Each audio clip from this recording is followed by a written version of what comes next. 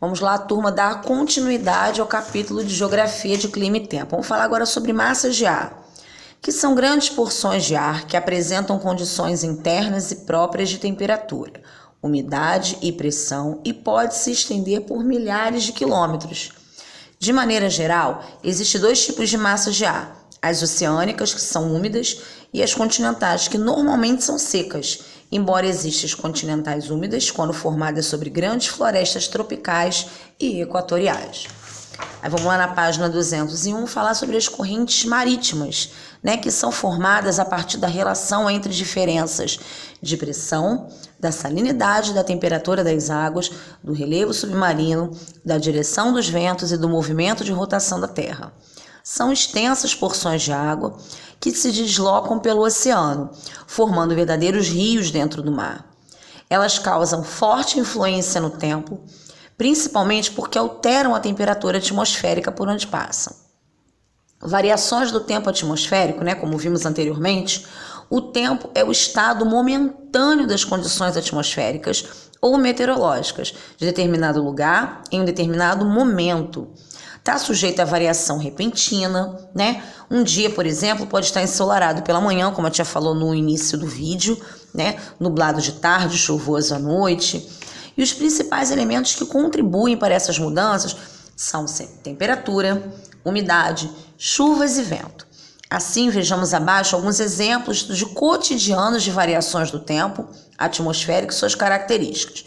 Primeiro, vamos falar sobre o tempo chuvoso, que é caracterizado pela presença das chuvas. O nome já está falando, Chuvas são geradas a partir do surgimento de massas de ar carregadas de umidade. Precipitações podem ocorrer em diversas formas. Podem ser rápidas ou duradouras e podem ser volumosas ou não. Já o tempo nublado é caracterizado pela grande presença de nuvens no céu. O tempo fica acinzentado. O sol praticamente não aparece. Essa variação do tempo normalmente antecede ou precede a chuva.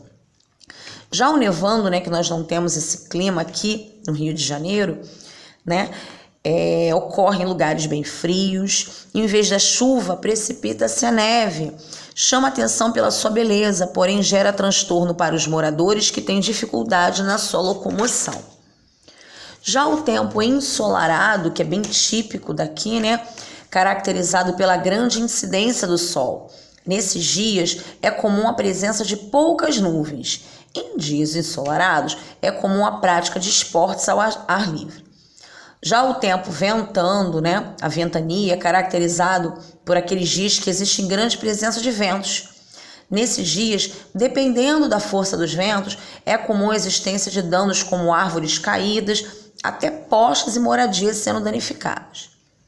E a previsão do tempo? O que é a previsão do tempo, Normalmente a gente vê em telejornal, em sites, em jornais, Ela serve para alertar a população como serão os próximos dias.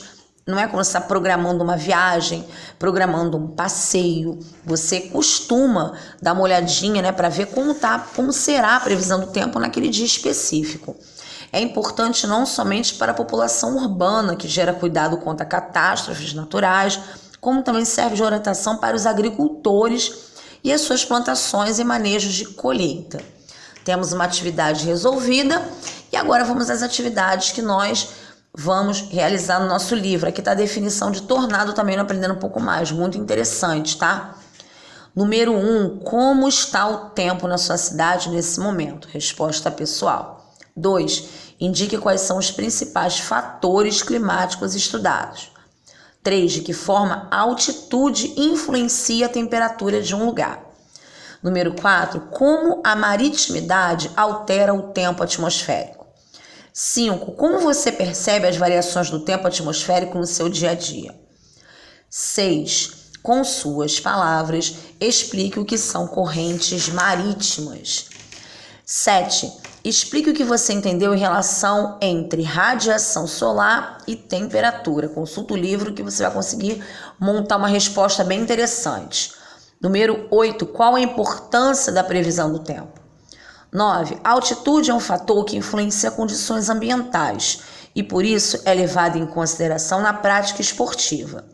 É correto afirmar que o aumento da altitude causa aumento da longitude, diminuição da latitude, aumento da densidade do ar, diminuição dos valores de insolação ou diminuição da pressão atmosférica.